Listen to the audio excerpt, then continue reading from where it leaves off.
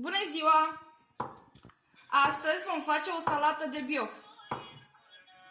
O salată de biof românească. Avem legumele pregătite. Eu deja m-am apucat să le tai pe pătrățele. Adică cartofii fierți, morcovul fiert. Avem câteva ouă fierte. 2 din ele vom folosi pentru maioneză. Avem castraveți murați în oțet. Avem măsline. Avem și gogoșari. Deci m-am apucat de treabă și sper să iasă o salată gustoasă și frumoasă. Am tăiat cartofii, pătrățele. Acum m-am apucat să tai și morcovul, pătrățele. După cum vedeți, nu am fiert foarte mulți morcovi, pentru că morcovul, după cum știți, are un gust mai dulce și nu aș vrea ca salata să aibă un gust așa dulceag. Am tăiat morcovul, acum tai gogoșar. În salata asta eu pun toate alea după ochi. Nu am făcut niciun calcul, nu am cântărit nimic.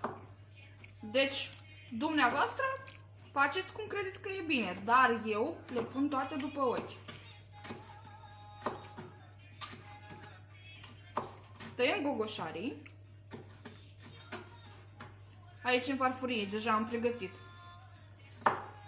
cam câți gogoșari trebuie. Adică atâta gândesc eu că ar trebui. Castraveți și măsline. Toate astea le facem și le punem după gust.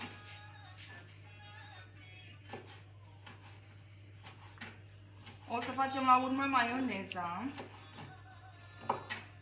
Maioneza o să o facă soțul meu, pentru că el știe mai bine să o facă.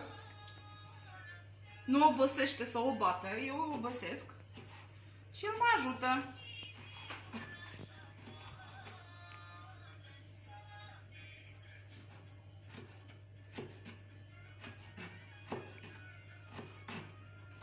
După cum vedeți, am fiert 4 ouă, dar nu vom folosi la maioneză toate 4 ouă.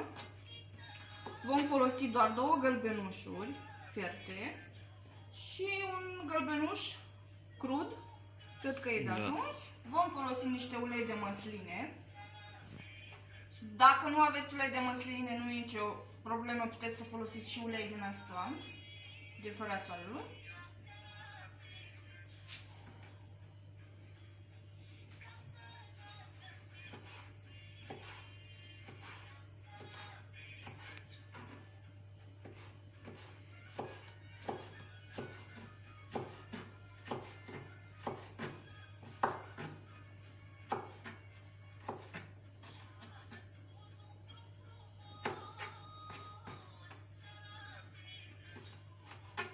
Așa, am tăiat gogoșarii, dar m-am gândit așa, dar cred că nu mai trebuie. Mă gândesc eu că nu mai trebuie gogoșari, că mai punem și castraveți și o să fie destul de acrișoară salata noastră. Așa, acum tăiem și castraveții.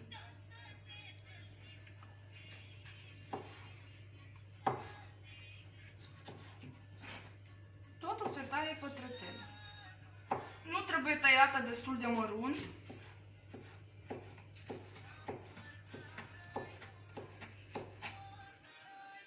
O tăiați așa, cât de cât niște pătrățele, nici mari, tare, nici mici.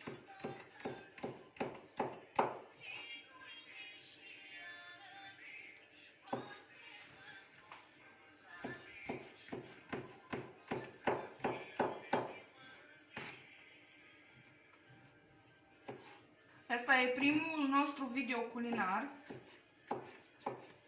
așa că vă rog frumos să nu ne judecați prea aspru.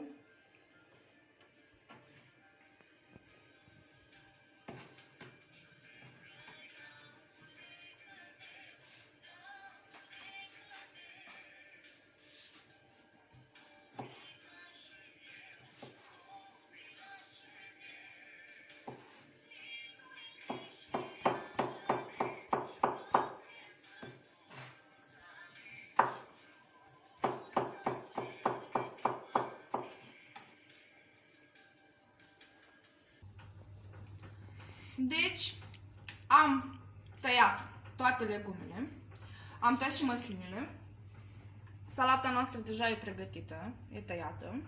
Acum vom începe să facem maioneza. Deci, am curățat două oferte, vom scoate din ele gălbenușurile și am un ou crud care, la fel, vom separa gălbenușul de albuș. Important, la această salată se folosește numai gălbenușurile.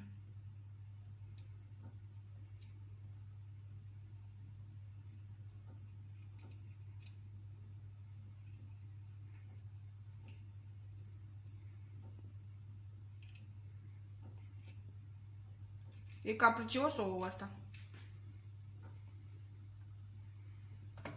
Așa.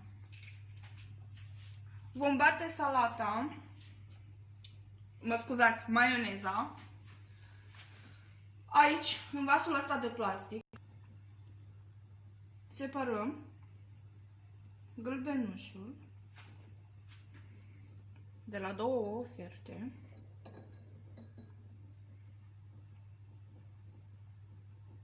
Așa. Acum ne vom ocupa de bătut maioneza. După cum vedeți, soțul meu s-a apucat de treabă. Amestecă gălbenușurile ferte cu un gălbenuș crud.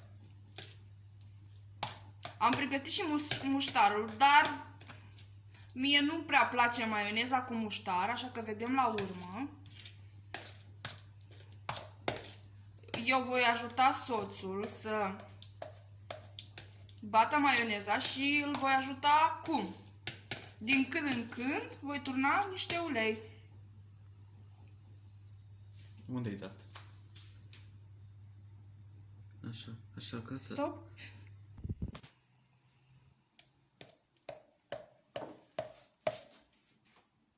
Deci, vom băga puțin câte puțin ulei.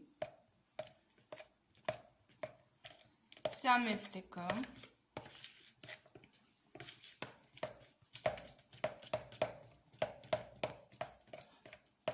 Nu se toarnă din prima mult ulei, pentru că altfel maioneza se taie.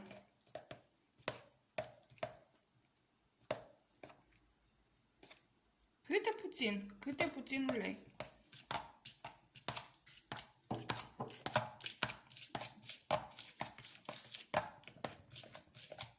Mai probă.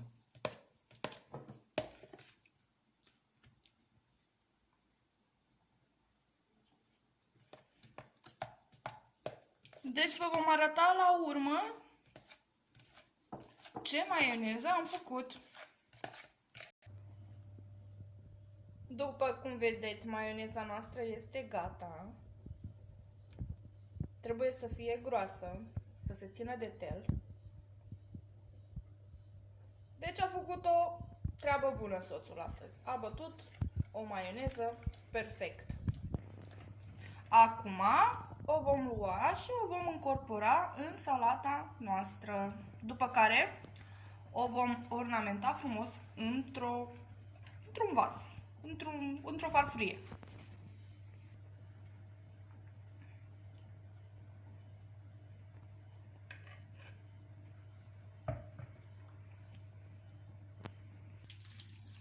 Amestecăm salata noastră.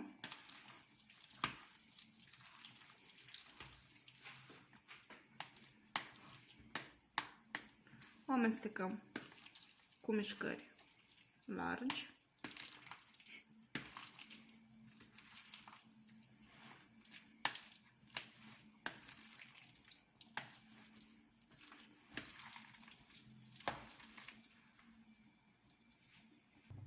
Uite așa arată salata noastră. Am ornamentat-o și noi așa cât de cât, cum am putut. Dumneavoastră o ornamentați cum vreți. Poate mai bine, mai frumos.